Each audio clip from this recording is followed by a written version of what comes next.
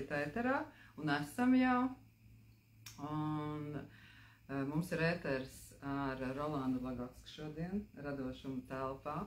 Es pati Rolandu, mēs faktiski iepazināmies tikai tā klātienē. Jā, vakar. Jā, jo man ir ļoti interesanti, mana draudzene, tā kā jau ilgstoši, varētu teikt, ka mācās un ir šajās zināšanās. Man bija ļoti interesanti vērot tās viņas lietas un dzīvi, kā viņi skatās uz to, un tāpēc radās šī ideja par sarunu. Bet vispirms paskatīsimies, vai mūs redz un dzird. Pamājiet ar roku. Jā, varbūt uzrakstiet, ka mūs redz un dzird, ka mēs esam ēterā. Jā, var arī sirsniņas tur uzspiest. Var uzspiest sirsniņas, var īkšķīšus. Ne, labāk sirsniņas, īkšķīšus var nebūt. Ne tā. Arī sirsniņas, citreiz ne tā. Ne tā, jā, labi, tad sirsniņas. Dodiet ziņu, kad esam ēterā. Nu jau pirksti jau aiziet. Jau aiziet, kur ir ļoti labi. Un tā tad saruna mums ar Rolandu šodien. Tev ir Jā, mēs ļaustu. Jā. Labi. Vierīgi. Un tā tad ir pats pastāstīsi par sevi, kāda ir tā nodarbošanās, jo ir tā atjaunošanas skola, vai kā to sauc, ar ko nodarbojaties? Jā, te var, kā parasti man saka, varat dažos vārdos saka, jums kādos vārdos pateikt, zinātniskos vai sabiedrībā pieņemtos, vai vienā vārdā. Ja? Un tad, ja vienā vārdā, tad dziednieks, skolotājs. Ja? Jo gan dziednieks šajā gadījumā, protams, es esmu arī dziednieku līgas biedrs, man ir dziednieku certifikāts, no tāda viedokļa viss kārtībā. Latvijā tas ir atļauts vārds, ja tā mēs ņemam. Kāpēc es saku arī skolotājs? Nu, tikai tāpēc, ka es daudz pasniedzu. Pasniedzu gan dziedniecības kaut kādas tieši metodas, ar kurām var palīdzēt cilvēkam, gan arī to, kas saistīts ar filozofiju un tādus skatu uz pasauli. Kā redzējumu. Jā, jo no tā ir atkarīgs, kā mēs veidojam pasaules attēlojumu savā iekšējā pasaulē. Un ne tikai pasaules savstarpējo attiecību. Jā, tur, kur mēs runājam par enerģijām, par dzimumiem. Šajā gadījumā es vairāk nesaku par dzimumiem, es vairāk saku par tieši spēkiem, kā piemēram tas sievišķais spēks vai vīrišķais spēks, garīgais. Tādā veidā viņas nodalot no personības. Jā. Un tas ir arī tas zinātniskais darbs, kas ir, kurā jūs esat iekšā. Un zinātniskie darbi, ja tā ņem, tādas vairākas nozares, kurās es piedalos, tie ir rehabilitācija, sporta rehabilitācija. Ko mēs tur ņemam? Mēs ņemam, protams, muskuļus, mēs ņemam saistaudus, mēs ņemam skeletu, bet mēs arī nevaram nepaņemt psiholoģiju. Jo cilvēkam citreiz ir izdevīgi slimot ar tām pašām mugursāpēm. Jā. Viņam tā kā ir... Nav kaut kas jādara? Vai var kaut kā izvairīties? Vai kā tas? Var vienkārši iet pie skaistām medmāsām. Pie medmāsām. Vecas sieva un jaunas medmās, piemēram. Tas tāds varbūt joks, protams. Jā, bet tie cilvēki, kuri ir tiešām tikuši slimnīcā pie tām medmāsām, izrādās, ka tur nav skaistas viņas. Ir vecas un vēl nepievērš uzmanību, ja tā mēs ņemam. Tas no tāda atkal, tas tāds dievu joks, ko mēs sakam. Un otrs, protams, ir tas, ko es nodarbojos ar tieši tādu filozofisku darbu, ko nozīmē forma, ko nozīmē būtība, ko nozīmē jēga. Un mēs tur brīžiem jaucamies, jo mūsu vārdu, kur mēs pielietojam, piemēram, tāpat tas vārds sieviete, un vienalga, es tagad ne par genderiem runāšu un ne par dzimumu, bet ja mēs runājam par sievieti kā formu, kā mēs varam atšķirt, kā mēs tur pēc sekundārām dzimumu pazīmēm. Tur ir tā vai? Aptuveni, dzimumu orgānu uz āru, uz iekšu, tas ir tie sekundārie. Primārie, tās ir chromosomas, un tāpēc šeit jebkura tāda saruna par dzimumu, viņa uzreiz ir stop, atveram chromosomas, paskatāmies, kas tur ir, un tur viss ir kārtībā, XY, XX un tā. Tur viss ir līdz. Tas no tāda viedokļa, kā forma, ja, un mēs skatāmies kā ārējo veidolu. Tālāk jēga. Kāda jēga ir no tā, ka ir sieviete vai vīrietis? Tā kā tās enerģijas sieviete, vīrietis. Jā, piemēram, kā enerģijas. Tu skatās tādā smalka, Nē, pagaidām enerģijas. Tā nav, tas ir ceļš uz garīgumu. Bet ja mēs tagad paņemam, tīri atkal praktiski, ja, tātad no sievietes orgānu un organismu uzbūvu. Viņi var ieņemt, nest bērnu. Tas ir visvienkāršākās lieta, ko it kā visi zina.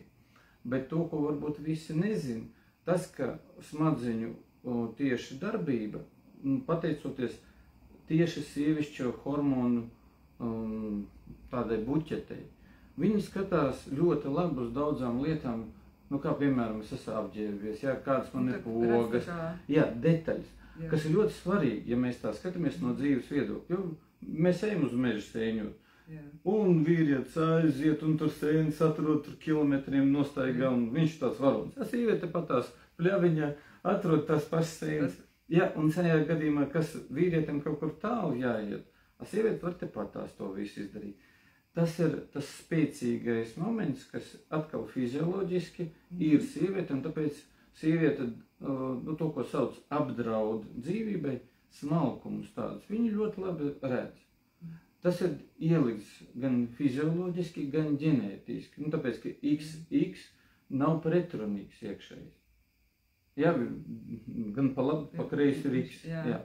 Ja mēs runājam par atkal vīriešu jēgu, tad mēs, viss labākais, kas ir redzams atkal, ka vīrietis var nest to sēklu, tas viss vienkāršākais. Pēc tam viņam ir muskuļaināks ķermenis, tas nozīmē, ka viņš var smagāku darbu darīt. Bet arī fizioloģiski viņš ir izveidots tā, ka viņš meklē visu laiku tos saucamos jaunos mērķus. Labi. Un Rolandu mēs vēlreiz, tātad tiem, kas pievienojušies vēlāk, tātad saruna mums ir ar Rolandu Pagotski. Un es jautāšu, iepazīstinājiet ar to savu pašreizējo darbību. Tas ir gan šis dziednieka, gan šis garīgās, gan skolotāja lietas. Bet izstāstiet, tā kā man pašai tas ir interesanti, kā cilvēks, es mazliet painteresējos par to dzīvi, bija galdnieks, nirējs, viss. Kā tas ir, kas ir tas, kas aizved? Jo mūsu tēma ir radošums un to savu talantu un potenciālu izpausmē. Par to arī man būs jautājums par tiem talantiem, potenciāliem, spējām, nespējām. Bet kas paši aizved uz šo, kur mēs sākām runāt jau par zinātni, jau visu. Ja cilvēks ir galvenieks, tad ir tāda ļoti vīrišķīga un tāda izziņas. Kā tas nācās pašai? Es domāju, ka tas ir, no vienas puses tas ir garš stāsts, no otras puses tas ir ļoti īsts stāsts. Mēs pamatojamies uz divām tādām iekšējām nostatījumu tēmām. Viena, ko tiešām es vēlos, es kā personība, un ko vēlās no manis, piemēram, sabiedrība. Vai māte. Un kāpēc es izvēlējos galdnieka, nevis zinātnieka darbu? Tikai tāpēc, ka mēs visi zinām, ka galdnieki pelna labu naudu. Tas ir piemēram. Un tas ir nekas, ka es labi tur ar izcilību tur pabeidzu to galdnieku skolu, un viņi, protams, ka bija mums arī ar māksliniecisko tādu novirzi. Un mācījos es tur ne 3 gadus, kā vienkārši, kā mēs parasti teicām, profenē, bet 4 gadus, tāpēc tur bija gan mākslas vēsture, gan arī kaut kas saistīts ar rasēšanu, tādu projektēšanu, tēlu veidošanu. Es šobrīd pārveidoju to visu savu pieredzi kā labu. Tas, ka man varbūt vajadzēja iet uzreiz uz rehabilitologu vai dziednieku, tādu ārstu. Vispirms tas tā kā rokām un pēc tam aiziet tajā. Bet tad, kad es skatos kādu operāciju, kur taisa uz celi ar urbiem un tā tālāk, es saku, tas ir galdnieku darbs, ķeblīt salabot. Aptuveni, tu tur urbi, tu tur tapiņi ieliec un tā tālāk. Bet, ja man jautātu tajos gados, vai es gribu nodarboties ar tādu jēdzienu kā dziedniecība, es saku, nē, tas nav manējais. Un es pat teikšu tā, ka līdz 30 gadiem es teicu, nē, tas nav manējais. Ja tad bija tāds... Jo tas viss to var. Es pielieku rokas pie galvas, un viņi Jā. Un es domāju, nu kā, rokas visiem ir, var jebkurš pielikt rokas. Pielikt un... Jā. Un tas, ka es runāju ar tiem pašiem pasūtītājiem vai cilvēkiem, kuriem es dienēju kopā, un tad mēs runājam par psiholoģiskām tēmām, par kaut kādām tur sāpēm, un tās sāpes pēkšņi mazinās, psiholoģiskās tēmas atrisinās. Bet es bez izglītības tajā brīdī. Tā kā bija tādas pieredze, ja? Jā, un vienkārši visu laiku man blakus. Es varu teikt, būdams pavisam maz puisīts, sēžu ar pieaugušu cilvēku, runāju par to, kāda viņam kriņķi, kādas viņam sāpes, kāda vilšanās, un viņam paliek labi. Es tā kā psihologs tāds sīkais, bet es šodien redzu un caur smaidus to skatos. Tātad, ja mēs runājam par to iekšējo ceļu, tas iekšējais ceļš vienmēr izved pie tā, kas ir jādara. Jā, tā ir tāda, ja tu ej un vadies no tā sava iekšējā. Jā. Ne tikai, bet arī ārēji. Tik un tā, nu kā es vienā brīdī sapratu, ka es nekad nebūšu izcils galvenieks.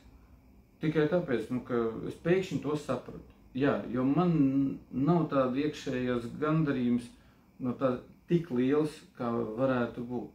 No tās galvenais. Un tad ir tā vēlme vai tā... Kaut ko tu sāc meklēt. Jā, pēkšņi tu sāc meklēt un tev vienu piedāvājumu iedod, otru piedāvājumu, pēc tam pakaļ dabūni, ja tu neej tajā piedāvājumā.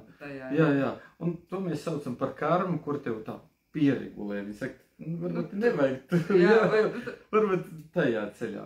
Un līdz ar to, nu ko, es pabeidzu vienu skolu, kas saistīta ar medicīnu, pēc tam saistīta ar rehabilitāciju, pēc tam saistīta ar pasniegšanu, pēc tam un tagad vēl ar osteopātiju, tagad vēl ar mikrocirkulāciju, nu tad visu mūsu... Šis ir ļoti interesanti. Visi mūsu tur tie asinsvadi, kā viņi ietekmē visu vielmaiņu. Ja, tad, nu, ja es pateikšu, ka mūsu to mikrocirkulācijas audu platība ir kā futbola stadions, un es saku, varat iedomāties, ka šajā ķermenī ir iepakots futbola stadions pēc platības.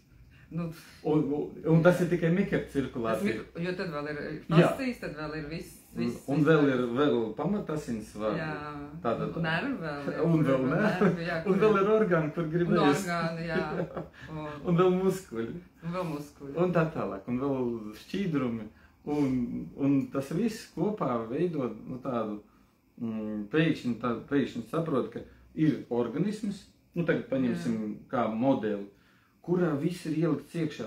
Tikko tu paskaties, tā ir vesela pasaule, tad pasaule ir būtībā tāpatās izveidot. Ka pasaule tāpatās daudz dažādi slāņi, kuros notiek realitāte.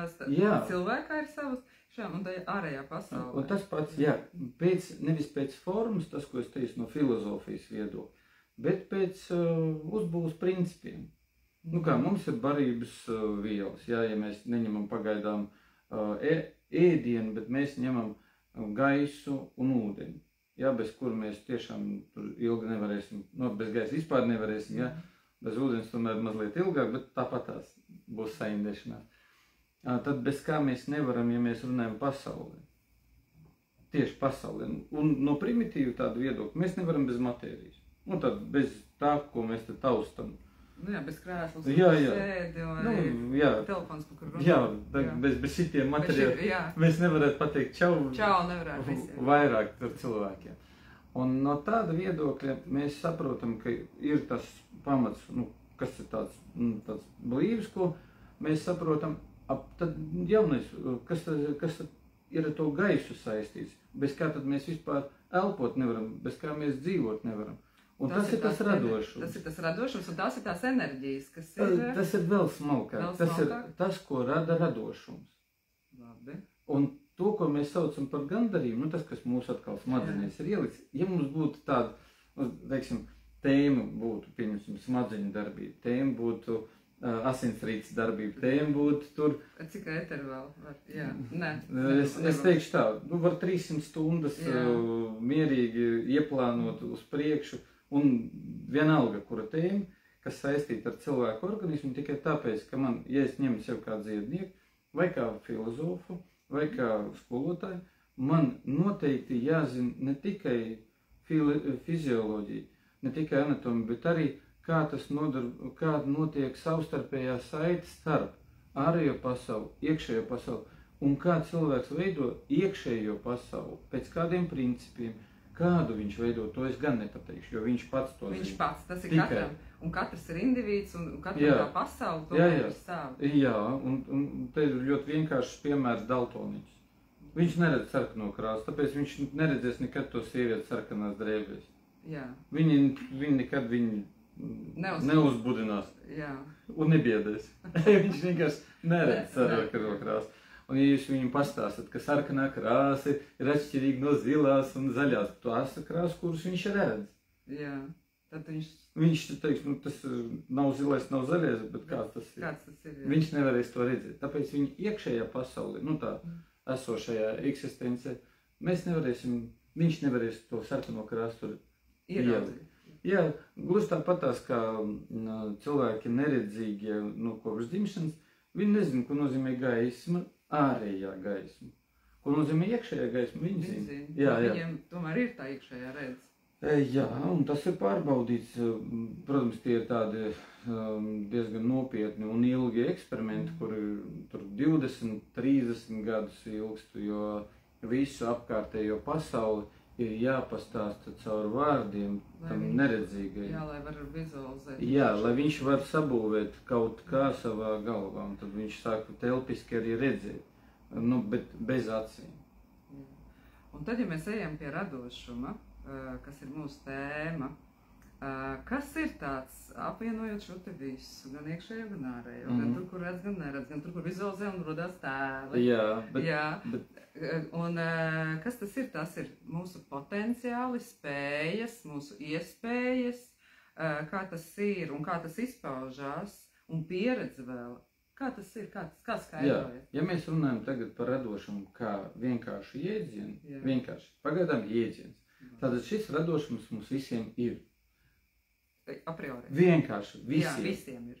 Jā. Un ja jūs gribat redzēt, kur katrs cilvēks, tajā pašā skaitā mēs pielietojam savu radošumu, tieši skatāmies, tad visi čakari mūsu dzīvē, nelatvisks vārds, bet slengi vārds, ir mūsu radošās darbības rezultāts. Labi. Visu, ko mēs savu smadzenes tur saborējam, attiecības saborējam, tad var teikt, viss negatīvisms, ko mēs esam izveidojuši, tas ir viens no mūsu radošās.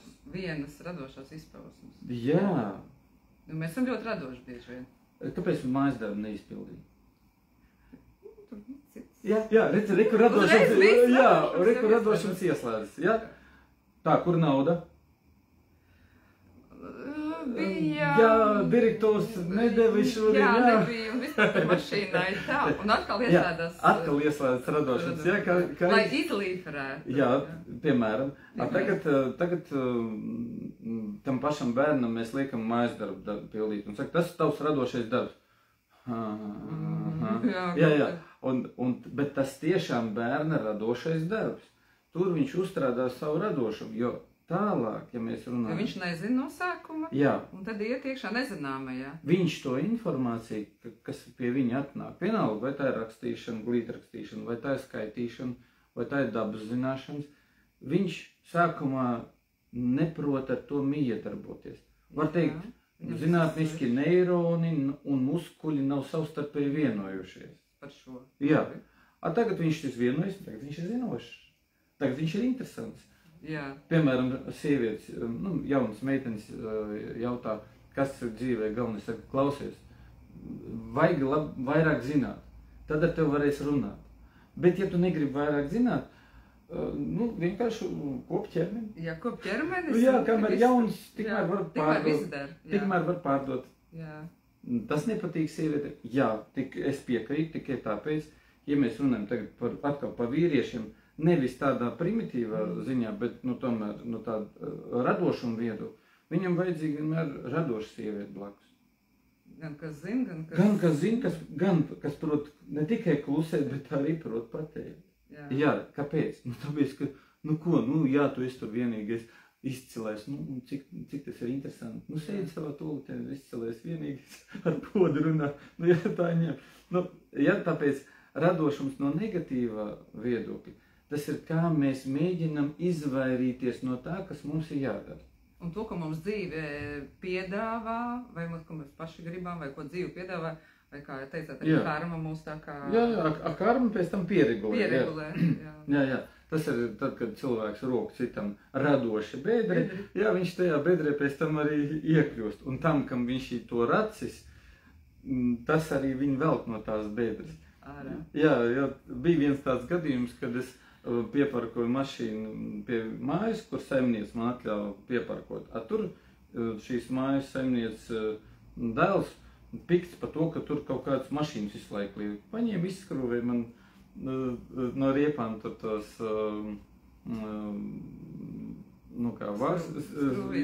un izlaid gaisu. Vakarā viņš atnāk pie manis pieņemšu. Un es viņu velku no tās bedres, kurā viņš pats sevi ir iebāris. Pēc tam viņš to pumpē riep, jā? Es uzpumpēju jau iepriekš, bet bija smieklīgi katrā gadījumā.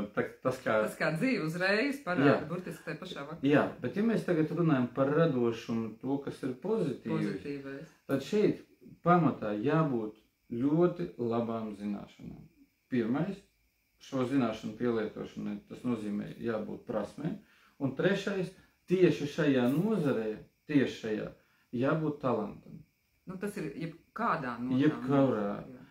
Jo bieži vien radošums, tur dzied, glezno un dejo radošums. Bet tas nav tikai tas, tas ir jebkurš no talantiem. Ne, šajā gadījumā tas ir mazliet cits jēdziens. Tas to sauc kā tautas... Tas ir tāds triviāls, tas ir tas parasti. Jā, bet šajā gadījumā radoši uzcept pankūks, piemēram. Jo radoši jau var daudz kur lietot. Grāmatveži var būt ļoti radoši savā darbā, kad viņiem jāsagatavo. Vienkārši grāmatvežiem pašlaik ir atskaišu laiks. Un viņiem jābūt ļoti radošiem. Un tas arī ir talants, viņiem ir zināšana. Tāpēc arī radošumu saprot, kā izmežģīt.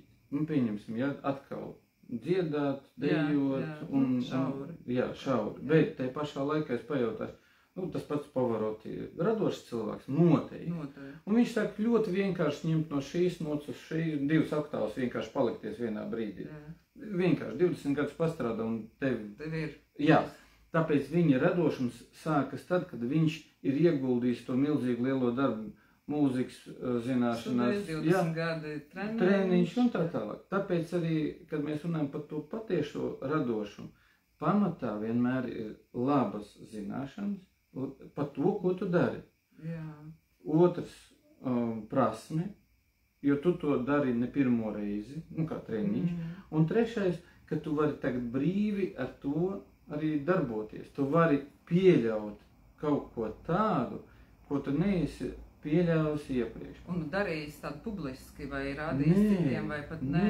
Nē, tas ir sākot no putekļu slaucīšanas. Ja radošums būtu tikai tur sabiedrībā kaut ko... Bet viņš sākās iekšā. Tas, kā jūs noliekat, sakārtojat savu to izlietni vansistabā. Jo var taču iezīmēt krustiņus, un katrā krustiņā jābūt kaut kādam priekšmetam. Jūs varat paskatīties, kā jums ir ērtāk, kā personai. Tagad parādās bērns, kā ir abiem ērtāk. Kā ir tagad, ja tur ne tikai bērns, tur mēs runājam, tad tēvs, māte, bērns, 2 bērni, 3 bērni. Un visi viņi radoši dzīvo vienā mazā dzīvē. Jā, un viņi dzīvo, un rekur radoši vajag uz tās vienas palodzes vai uz tās vienas izlietnes salikt tā, lai nekrīt, lai negāžas. Un ir ērti. Jā, un ir ērti. Un es šobrīd nesaku, ka tas ir kaut kāds sieviešu darbs vai vīriešu darbs. Nē, tas ir radošais darbs, kā to sakārtot. Kā ieraudzīt katra niansi. Jo, ja ir krēlis, tur vēl niansi, maziņa auguma niansi. Mums taču parasti mēs neiedomājamies tās proporcijas. Iedodam bērnam lielu karotu, un viņš tur stuķē iekšā. Es saku, mierīgi proporcijās saliekt, un tagad jūs ar to lielo zupas karotu, nevis ar pašu karotu, bet ko jūs to zupas smēļat, lejat šķīviņu, tagad jūs ar to ēdat. Pamēģiniet. Ar kausu, Un tagad jūs neesat šķīvi priekšā, jūs esat bļodas, veļas bļodas. Jo redz, ka ir radošuma, tagad ir tāds, nu, tā kā pasaule ļoti mainīga un tā kā, nu, daudz tās izmaiņas ir tāds, nu, tev ir jābūt ļoti radošam, lai tu varētu būt, nu, tur mainīt darbu vai būt savā izaugsmē vai kas. Sāksim tik un tā no profesionālismu. Viss mūsu radošums bez profesionālismu ir vienkārši tukšs skaņa. Un profesionālisms tā ir tās zināšanas. Ieguldījums. Jā, es savus galdnieku zināšanas, ūdenslīdēju un tā tālāk, visas profesiju zināšanas, es varu transformēt, strādājot ar cilvēku, nu kā dziedniecībā, piemēram. Jo pie manis var atnākt gan galdnieks, gan galdniecības vadītājs. Tagad var atnākt negaldnieks, var atnākt jebkurš darbinieks, un es jau darbinieka problēmas zinu visas, jo pats kādreiz biju darbinieks. Zinu darbinieka un darba attiecības, es zinu darbinieka un priekšnieka attiecības. Un, ja es to visu pielietoju atkal, šajā gadījumā es teikšu radoši, tad cilvēks iekšēji atrod sev vajadzīgo atbildi, un tad nevajadzēs tai karmai sist pa pakaļ, lai viņš atgriež uz savu ceļu. Saliec tos papūžļu gabaliņš, tās uzsvarus, tos... Jā, tikai tāpēc, ka es paņēmu visu savu pieredzi un transformēju viņu, lai redzētu ne tikai galdnieka darbu, bet darbinieka darbu, padotā, darba ņēmēji, teiksim tā. Jā, bet arī darba devēji, arī finansējumi, arī tos pats grāmatvežus, jā, attiecības ar grāmatvežiem. Grāmatveža attiecības ar valsti, ar nodokļiem. Tas ir tas, kas ir tā konsultācijās ietverās un tajās darbā. Jā, tāpēc, ja es runāju par savu radošumu, var teikt, man katru dienu ir vienkārši radošuma telpa, tikai tāpēc, ka cilvēks atnāk un saka, man vajadzīga palīdzība. Un tālāk mēs skatāmies, kur tieši no sākuma vajag uzzināt, kur. Ja mēs runājam pasniegšanā, tas ir atkal radošuma telpa. Ja mēs nerunājam tā, jums tagad rīt ir jāpasaka, kas ir dava un jāsaka, un tikai tā, kā es esmu uzrakstījis testā. Nē, bet radošums ir, ja mēs runājam par pasniegšanu, tas ir tur, kad mēs iemācam cilvēkam kaut kādu lietu, kuru viņš neuztver. Pagaidām viņš nevar uztvert. Nu, pieņemsim, jums nav nekādas, vai tev nav nekādas zināšanas anatomijā. Tagad es domāju, tā, kādas tev zināšanas ir? Jā, uz ko balstīties? Jā, uz ko balstīties, un tas ir tas, ko es parasti daru. Jā, lai var paskaidrot. Jā, lai var paskaidrot. Aiznest. Jā, un tālāk es stāstu. Nu, vismaz pa kauliem, tu zini, ka kaulis skelets. Jā, kauls zini, ka kaulis. Tad uz tā būvējās un tālāk. Jā, un tālāk mēs kaut ko varam uzbūvēt. Tas ir par to, ka mēs, nu, tāda viens no radošuma vēl papildus tādiem instrumentiem, pagaidām mēs zināšanas paņēmam, praksi paņēmam, meistarību paņēmam, tas ir pamats. Nākošais ir dzirdēt, ko pasaule saka tev. Tas ir dzirdēt, uztvert, sajust. Jā, šajā gadījumā es dzirdi paņēmu kā mazliet smalkāku instrumentu nekā acis, jo acis bieži mūs piemāna. Nu, jā, maldini, jā? Maldini, jā. Nu, tas ir mierīgi jāturas. Netic tam, ko tu redzi. Ir push-upi un visādi push mīnus, push plus. Ja tā mēs ņemam. Bet dzirde, ja mēs runājam par sarunu, intonācijas, jā, intonācija māja, nu, kā jūs tā varat uzvesties? Pieklājīga sieviete. Jums jau tik daudz gadu, jau un tālāk. Ieslēdāt. Jau norēģi. Jau norēģi uz visu to tikai tāpēc, ka, nu, klausies. Jā. Ja tagad, dzirdi izslēdz, kāds viņš skaists. Viņš saka dievišķīgas lietas. Jā. Vai ne? Nu jā, tas ir viens tāds moments. Protams, ka tā ir viena īpatnība, tā saucamā muzikālā dzirde. Tas nav tikai par muziķiem. Tas par intonācijām arī. Tādēļ dzirdē jābūt psihologiem, daktariem, protams, ka vajag pasniedzējiem būt, darbdevējiem, jo viņam visu laiku jādzird, kas notiek telpā. Un, ja mēs runājam no radošuma viedokļa, telpa vienmēr kaut ko pasaka priekšā. Arī acīs citreiz ir. Jā, mašīna brauc un tur rakstīts, steidzies, jābūt vienmēr laicīgi. Un tālāk protezēšana, kāju roku protezēšanu. Tā domā, kas tev, tu neesi vēl salauzies roku, tad mēs ejam pie tevis. Tas tāds saudabīgs redzes humors. Tas, ka tu skat vienkārši, ka tu redzi un ieraugi. Jā, redzi un ieraugi. Tāpēc tiešām tā ir viena dzirde, tālāk oža, tālāk garša, tālāk, ja mēs tagad ņemam, pagaid, tad nozīmē viss ķermenis. Jā. Ir kā radošais instruments. Jā, tas ir kā instruments, kurš uztver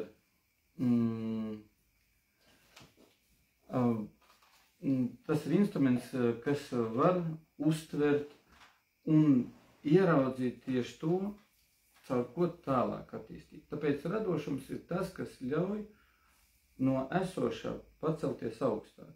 Lai tur radošums ir, bet tur nevajag strādāt. Mums ir jautājums no skatītājiem, un tad ir tas jautājums tāds, vai radošums var būt pa daudz? Jā, šajā gadījumā jāsaprot, ja mēs tagad ņemam cilvēku, kurš tur daudz kaut kādas radošas idejas un tā tālāk, un tālāk vienkārši sāk pūtu smadzenes. Jā, jo tur ir idejas, bet vienmēr ir tas radošais jāliek lietā. Jā, radošums pēc un bezjēdzīgs.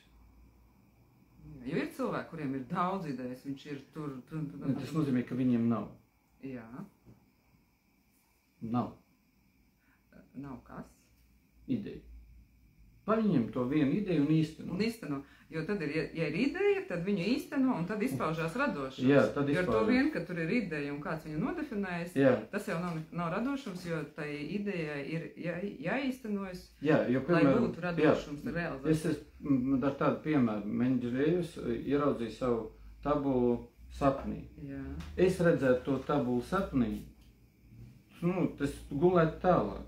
Bet viņš viņu uzrakstīja. Jā, viņš uzrakstīja, un tālāk viņš izveidoja visai cilvēcei lielu tādu palīgu darbu. Un ja es tagad runāju par tādu mazu radošumu, pavisam mazu, ienāk ideja pankūkās pielikt, pieņemsim, sāli, forši, viss pieliec, bet tikai neuzreiz ber kilogramu. Tur arī tās dozēšanas, un tā ir tā sajušana. Un tā ir sajušana. Un tā ir tā radošās spējas tālākā pielietošana. Tāpēc radošumu par daudz, tas nozīmē, ka cilvēks kaut ko tur maļās, guļās sevi un neko nedod ārā. Jo tur no tās struktūras, no tās realizēšanas. Noteikti, jā, jo citādi varam tagad tā globāli pateikt, ja Dievs Tēvs debesīs, citi varbūt teikt tur citādi, ja viņš savu radošumu neizpaustu, tālāk punkts. Viņš 7 dienās radīja, viņam bija ideja, vienkārši viņš to radīja, viņš iznesa ārpus sevi. Un materializēja. Jā. Un ja tas neaiziet līdz, var teikt, vienkāršiem kartupeļiem, tas nozīmē, ka tas nav realizēts. Un tad veidojas neizpausme, un tā ir tā vēl viena tāda lieta, kuras ir pa pilnu, ja mēs ņemam mūsu sadzīvi. Neizpausme, viņas vienkārši... Nepabeigts, kaut vai tas pats radošais darbs. Doma ienākus, lēmumu tā kā pieņems, tā kā pat tūlīt taisīšu, jau viss gatavs, Jā. Un kur ir tas laiks, enerģija, emocijas, domas, fiziskā enerģija. Viņš ir ielikts, bet... Un viss. Bet viņš kaut ko paliek. Loģiski, kā es teicu, iedziens neizpausme. Neizpausme tā, ja mēs ņemam pavisam vienkārši nepabeigtie mājas darbi. Jā, jo viņš enerģija ir ielikt, un viņš nav izdarījis. Jā, otrs, piemēram, grūtības ar veselību. Cilvēks, kurš no dzimšanas bijis tādā radošā telpā un radoši attīstījies, protams, ka viņam nevajadzētu būt problēmām ar veselību tikai no tāda viedokļa, ka nav radošuma pa daudz. Ja radošuma pa daudz, tad halucinācijas var dabūt. Tāpēc, ka tur ir... Jā, aptuveni. Viss, jā. Un nav tās materiālas. Tad, kad man cilvēki saka, ka viņam ļoti daudz domas saka, tas nozīmē, ka jums nav neviena. Mēs tagad paņemsim ar jums, iziesim internetā un sāksim lasīt visu pēc kārtas.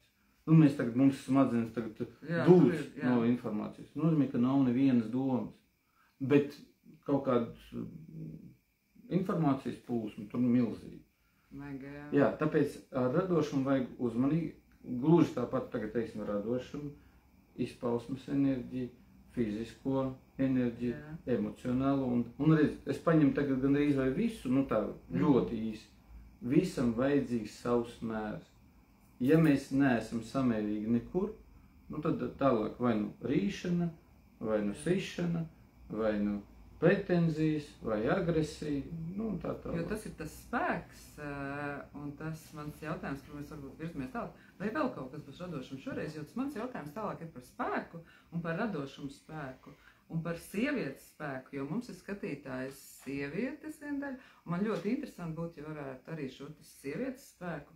Jā, šajā gadījumā es teiktu tā, nu, tas, protams, ka ir ļoti tāda plaša tēma, bet ja īsumā, nu tā, lai izveidos modelis, tas nebūs, nu tā, ar visām niansēm, var teikt, tas ir kā modelis apģērbam, ja, kurš pagaidām nav uzšūts, nav pogas un tā tālāk.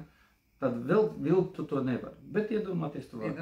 Tātad ir tas pamatavots, nu, kā mēs sakam, Dievs tēvs debesīs. Pēc tam viņš, lai kaut ko īstenot, viņam vajag no sevis izvirzīt, nu, tos radošo spēku. Un tad viņš izvirza radošo spēku, un kā tur saka, viņš rada gan sievišķo, gan vīrišķo. Sievišķais spēks, ko viņš gatavs? Viņš spējīgs ietvert, viņš ir spējīgs iznēsāt, un viņš spējīgs pavairot. Nu, kā varētu teikt, padarīt daudz vairāk. Jā, tas tāds... Jā, tas ir tāds atkal sievietes, sievišķā spēka, radošā spēja pavairot. Nu, pieņemsim labumu vai naudu. Nu, var teikt, naudas daudzums ģimenē vienmēr ir atkarīgs no sievietes. Kā viņa ar savu sievišķo enerģiju to naudu palielina. Ja viņa nepalielina, pieņemsim pretenzijas, vienalga pret Dievu, pret sevi, pret vīru, tad viņai aug pretenzijas. Jā, tad izpaužās tajā. Bet, piemēram, sievišķā enerģija ir tā, ka sievišķais spēks, kas var pieņemt, tālāk to visu radoši pārstrādāt un pavairot. Ja mēs ņemam tagad vīrišķo spēku, viņš ir spējīgs vest tālāk uz jauno līmeni. Tā kā vektors. Jā, kā vektors, un šis vektors, ko dara, viņš visu laiku dod jaunu. Tas nozīmē, ka atjauno to, kas jau ir zināms. Jā. Nu, kā mēs pieņemsim, mēs vēlamies jaunas mašīnas, mēs vēlamies tur kaut kādas jaunas mājas, mēs vēlamies kaut kādas jaunas atklājumus, nu, tā pašā zinātnē vai kosmetoloģijā, nu, tas ir, kas te patās blakus. Un šeit vīrietis, viņš vienmēr iet aiz robežas, aiz tā zināmā robeža. Un tas ir vīrišķā spēka garīgā kodola īpašība. Ja mēs tagad šobrīd vīrieši turnējam, tad kas mums veidojas? Nu, var teikt, tāds sievišķīgums, bet nevis sieviete. Ja vīrietis neizpauž šo savu... Jā, viņš kļūst, kā es parasti saku, kā mēslojums. No spēka viedokļa. No spēka viedokļa, tad neizpauž, tad viņš... Jā, viņš vienkārši, nu ko, somiņas var nesat no veikalu, tad kaut kādu nagu iesist, nesat uz rokām, nu, smagums tikai. Jā. Ja mēs runājam par sievišķo, ja sieviete neizpauž sevi radoši pozitīvā nozīmē, protams, ka viņai rodas ļoti daudz grūtības dzīvē uz līdzenas vietas, ne no kā. Viņa sāk piekasīties savam ķermenim, savai ģimenei, savām attiecībām un tā tā. Tas ir tad, kad radošums aiziet negatīvi. Jā. Tad, kad mēs to sākotnējo, tātad Dievs tēvs debesīs, viņa radošais spēks, radošā spēka divas sastāvdaļas vīrišķā un sievišķā, kad šīs sastāvdaļas nav savienojumā ar Dievu. Ar Dievu vai dievišķo spēku. Ja nav šis savienojums, tad viņi ko, nu, katrs blandās, kā viņš uzskata pareizi. Jo tas vīrišķais spēks, jo sievietēs jau tāpat ir gan vīrišķais, gan sievišķais spēks. Šeit ir nevis vīrišķais, sievišķais spēks, bet sākums. Sākums. Jā, tas, nu, kā muskuļi, jā. Paši muskuļi ir sievišķā daba. A kontrakcijas Nu, tas, ka savilkšanās, jā. Tas ir vīrišķais. Nu, ja tā ņemam. Kuņģis ir sievišķais. Aknis ir vīrišķais. Šitas būtu ļoti interesanti uz konsultāciju aiziet šitādas lietas paskatīt. Nu tā, bet ja mēs runājam par tādu globālu spēku, protams, ka katrs, gan sieviete, gan vīrietis, sevi ietver to vīrišķu un sievišķu. Jā, bet tad jautājums, ko mēs darām tagad divatā? Nu tā, tīri praktiski. Un tad es varētu viens pats, un varētu tu vienu pati. Bet atkal, Nu, var viens pats, bet... Nē, nevar. Nu, Dievs jau izdomājis divus. Viņš jau savā sākumā izdomāja divus. Pilnīgi pareizi, tāpēc arī mēs esam vajadzīgi, bet ja mēs to radoši nedaram pozitīvā līmenī, tieši pozitīvā, tad mēs to daram negatīvi. Te ir jautājums no Ivetas, kā izpaust veiksmīgi sievišķību, tātad šo sievišķo spēku? Jā, tas ir tāds. Tā ir vesela filozofiskā tēma. Man nebija tāds jautājums, bet es uzrakstīju. Nu, ja mēs tagad ņemsim, nu tā tīri psiholoģiski, nu tad parāds visiem, kā jāuzvedas sievieti. Jā, jā, vienkārši sākas tāda, nu, es teiktu tādu patīkama spēle. Mēs pagaidām psiholoģiski, ja? Vai enerģētiski. Ja mums tagad būtu jātaisa kaut kāds darbs kopā, nu, vienkārši darbs. Loģiski viens, ko tu proti, otrs, ko es protu. Bet šajā darbā man būtu, ja mēs tagad pārējām uz garīgām mūsu attiecībām, man būtu jāpaņem līderisms, garīgais. Jā. Fiziskais, varbūt tavs līderisms. Prasmēm, idejas. Jā, tu vari būt Latvijas tur karaliene, es varu būt padotais. Bet tev būtu jāizpild karalienes loma matērijā. Nu, kā tāda, nu, es neteiktu dievmāte, jā, bet māte, kur rūpējas par savu valsti. Man būtu jābūt tam garīgam vektoram, tieši vārds garīgam, kurš nestu šai mātei to garīgo, nu, ēdienu, informāciju, enerģiju. Un tad viss kārtībā. Tāpēc sanāk tā, ja mēs tagad, nu, tā mēģinam kaut kādu schēmu izdomāt, nesanāks. Tā ir visu laiku dzīva tāda spēle. Viņš tā kā visu laiku tā caurmījās. Jā, un galvenais atcerēties, ka Dievs to visu noskatās. Dievs noskatās, un tad, kad viņš kaut kur, tas tā kā tā anekdotē par Einsteinu, kur viņš uzzīmēja to formulu, un Einsteins pēc pusotras stundas klausies, Dievs, tev tur ir kļūda. Jā. Viņš saka, es to zinu. Jā, arī tas, bet šeit kas ir svarīgi? Sievišķās enerģijas tādas īpašas izpausmes ir spēja būt maigai. Jo tā sievišķa enerģija ir tāda plūs, nu viņa ir plūstoša, viņa ir tāda... Nu, atnāk vīrieti un tevi gribu, nekādas problēmas. Ņem, bez bet, jā, ņem. Preci. Jā, ja tu vari. Loģiski, jā, ko tad tu tas plāties, ja tu nevari? Nu, sievieti iedod to telpu? Jā, pilnīgi pareizi. Viņi iedod to telpu, viņi iedod to atbalstu, bet te pašā laikā mums ir tik daudz sapotētas, samežģītas informācijas. Jā. Un, nu, to ir grūti dabūt uzreiz tā vaļā. Jo ir jau tā, ka sieviete, es taču arī pati varu, es taču varu Es vēlreiz saku, vari. Jā. Eibekot. Es arī eibekot. Jā, un tad nekas ar kopā nesanāk.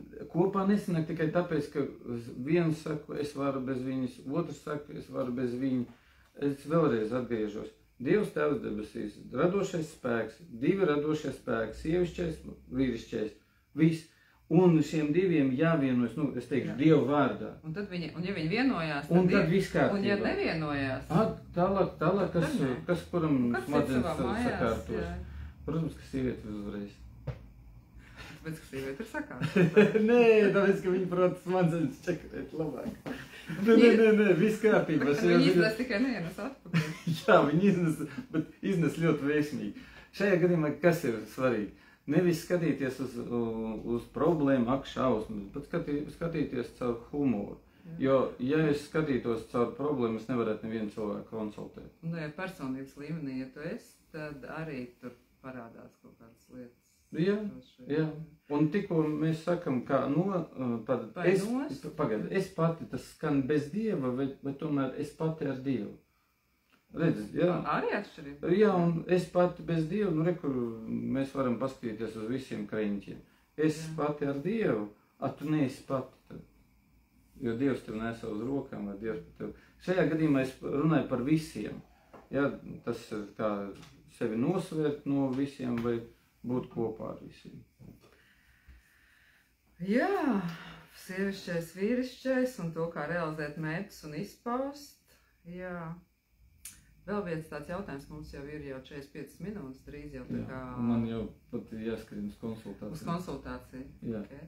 Labi, ir viens jautājums no studijas, kā rodas depresija cilvēkiem? Es teikšu tā, depresija, ja tā ņemam, cilvēku problēmu, kurš negrib neko darīt.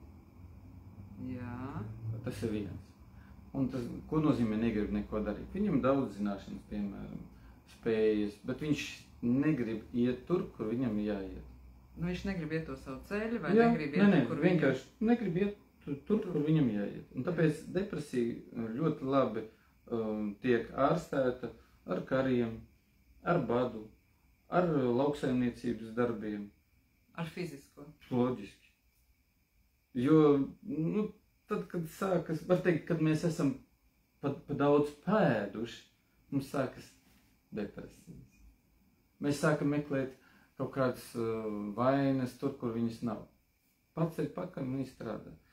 Tas no tāda viedokļa, kad atkal, ja es ņemu savus vecākus vai vecvecākus un tā tālāk, kāda depresija var būt Sibīrijas trimdā?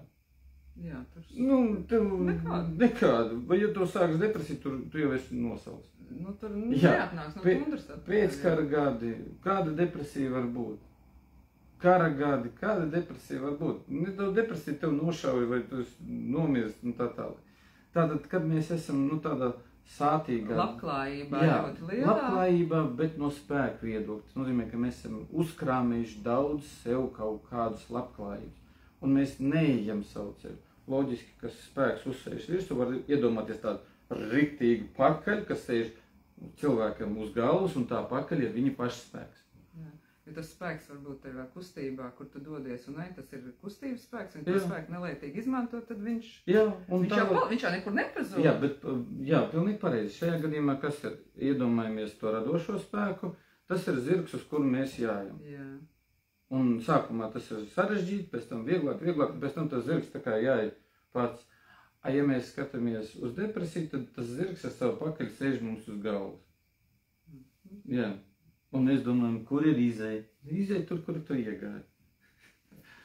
Tā ir tā saucamā domāšana, kā būtu, ja būtu tā un citādāk. Ja es būtu dzimis citā ģimenē, man māte nemīl. Man parasti tas, tādu kaitina 40-gadīgais vai gadīgā. Saka, man māte tā nemīlēja, kā vajadzēja. Saka, tu jau visus savus locekļus pārējo tu pielietoji.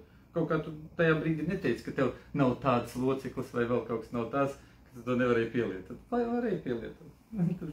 Kur tad mātei tagad pretenzijas? Vai tēvam? Vai tēvam, jā. Kas ir vēl tas, ar ko pie noslēguma, ar ko cilvēki nāk tagad? Kas ir viņa tēmas, kas vēl varbūt tās būtu tās šajā tēmā runāt? Var sadalīt uz 4 tādām kategorijām. Viena, protams, viss, kas saistīts ar ķermeni.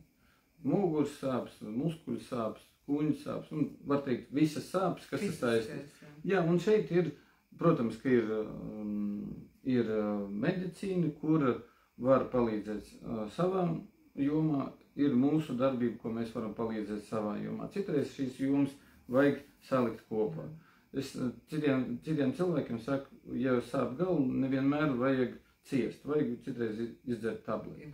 Jā, tas ir viens.